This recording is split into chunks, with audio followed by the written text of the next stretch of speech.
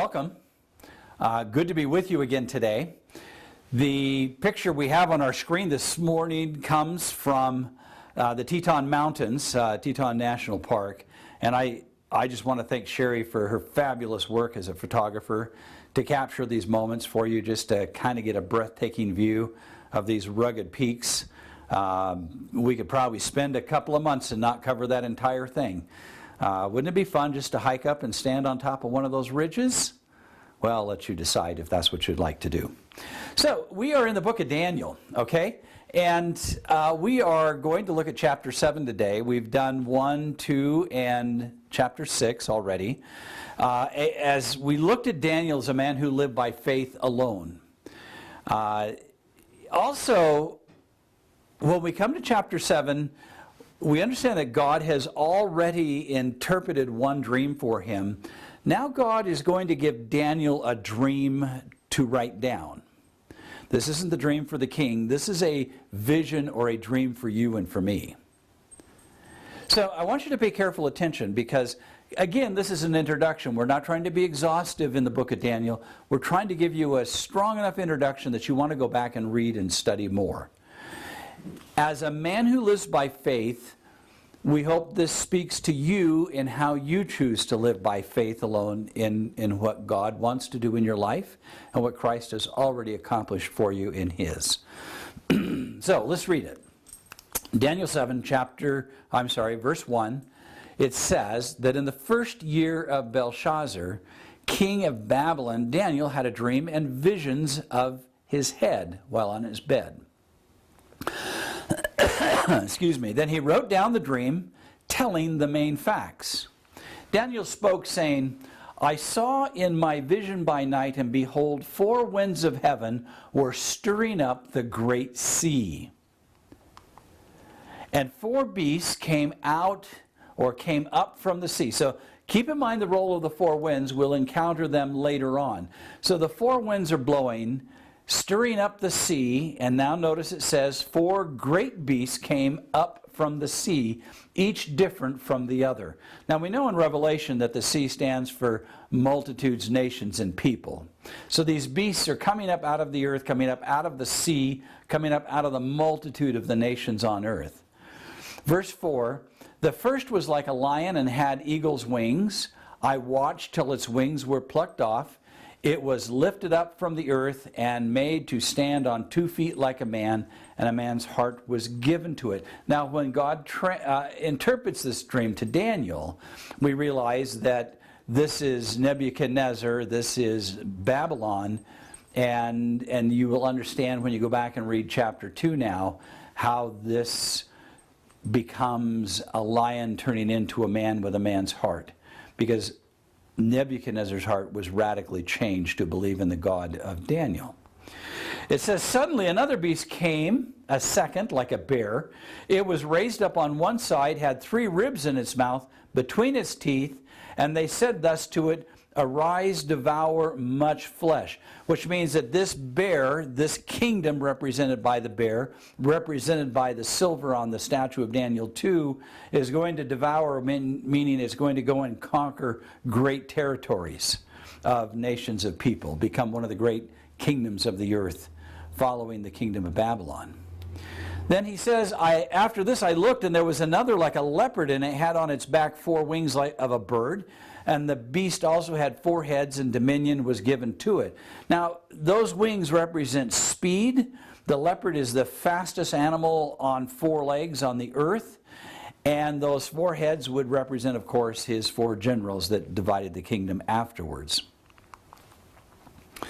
After this, Daniel writes, I saw in the night vision, behold, a 4th beast, dreadful and terrible and exceedingly strong. So we have Babylon, we have Medo-Persia, we have Greece, which is Alexander the Great, which is one of the great rapid conquerors of the civilizations of the earth, and now he has this terrible, dreadful, exceedingly strong power that is going to come onto the scene.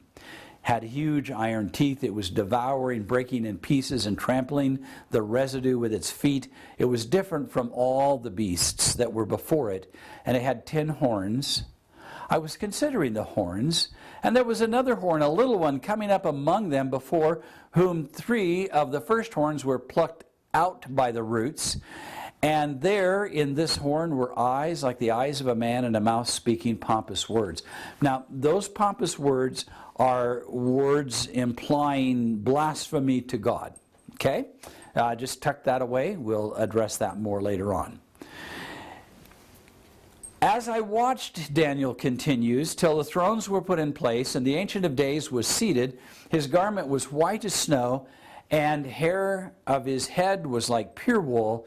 His throne was a fiery flame, and its wheels a burning fire.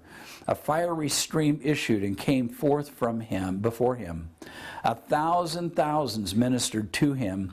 10,000 times 10,000 stood before him. The court was seated and the books were open. I watched then because of the sound of the pompous words which the horn was speaking. I watched till the beast was slain and its body destroyed and given to the flame. As for the rest of the beast, they had their dominion taken away, yet their lives prolonged for a season and a time. So as each of these empires rise and fall, their influence in global politics lingers for a period of time. In other words, for example, today, if you look at our roots as Americans, our roots run right through the Greco-Roman philosophy of government, a republic, if you would, a democratic republic. And so there's an influence of each of these kingdoms down through time. But I also want you to notice that it's during the Roman reign, the Roman Empire, and the little horn power that now we're back to look at the judgment of God. And remember Daniel's name, God is my judge? That is the underlying cohesive theme in the book. So moving on to our next slide, I was watching in the night vision, and behold, one, like the Son of Man, coming with clouds of heaven, and he came to the Ancient of Days, and they brought him near before him. Then to him was given dominion and glory and a kingdom, that all the peoples and nations and languages should serve him. His dominion was, or is, an everlasting dominion, which shall not pass away, and his kingdom the one which shall not be destroyed. Pay attention now to verse 15. I, Daniel, was grieved in my spirit within my body, and the visions troubled me. I came near to the one who stood by and asked him the truth of all of these things. So he told me and made known to me the interpretation of all of these things. Now, something is troubling Daniel here. And it's that little horn speaking pompous things. Because there's something about the history of that little horn that has caused Daniel to be perplexed. Now here's the angel giving Daniel the interpretation. Those great beasts, which are four kings which arise out of the earth, but the saints of the Most High shall receive the kingdom and possess the kingdom forever and ever. So here's the timeline from Babylon down to the end of time. We see these 4 great kingdoms arise. Out of that, at the end of all of those kingdoms, Christ establishes his that lasts forever and ever. Now, notice verse 19. Then I wished to know the truth about the 4th beast, which was different from the others, exceedingly dreadful with its teeth and iron and its nails, of bronze, which devoured and broke in pieces and trampled the residue with its feet, and the 10 horns which were on its head, and the other horn which came up before which 3 fell, namely that horn which had eyes and a mouth which spoke pompous words, whose appearance was greater than his fellows. Now pay attention, because I told you that Daniel was stressed about that horn.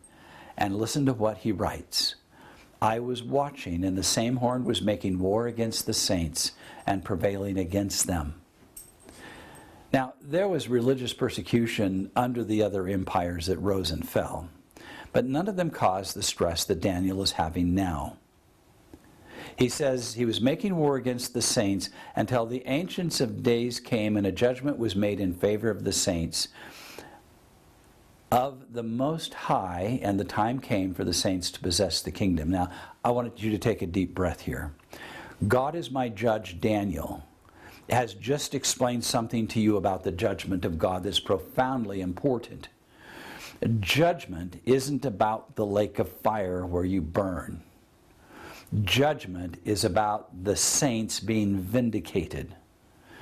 When you get to Revelation 14 and it says the hour of his judgment is come, it's the good news that you have been found in favor of by God. The judgment is good news, not terror and fear. And God is my judge. The man Daniel is making that profoundly and beautifully clear in this vision that he's having and what he's writing here. Continuing now with the next slide, verse 23, thus he said, the fourth beast shall be a fourth kingdom on earth, which shall be different from all the other kingdoms. It shall devour the whole earth. That means it's going to have global dominion. Trample it and break it in pieces. The 10 horns are the 10 kings who shall arise from this kingdom, and another shall arise after them, and he shall be different from the first ones, and shall subdue 3 kings. Now we're talking about the little horn power. Now I told you it was speaking blasphemy. Notice, continuing now in the book of Daniel, he shall speak pompous words against the Most High, shall persecute the saints of the Most High, and shall intend to change times and laws. Then the saints will be given into his hand for a times, and a half a times. Now I want to just take a deep breath here. This is really simple. It's not complicated. In Hebrew, the concept of time would be 1 year. Times would be 2, and a half a time would be a half a year. These are prophetic language of time. This is speaking to the 1,260 years of prophetic time in which we would call the Dark Ages. When the little horn reign, that little horn comes out of the pagan Roman Empire, transitioning into a Christian Roman Empire. And in that Christian Roman Empire began a strange thing that happened that has perplexed Daniel as he watched it in the vision. In my notes I wrote, today we know this is the Dark Ages.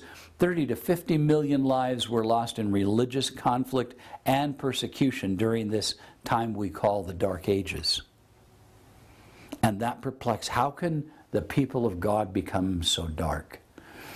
That's still perplexing to us today, I would hope.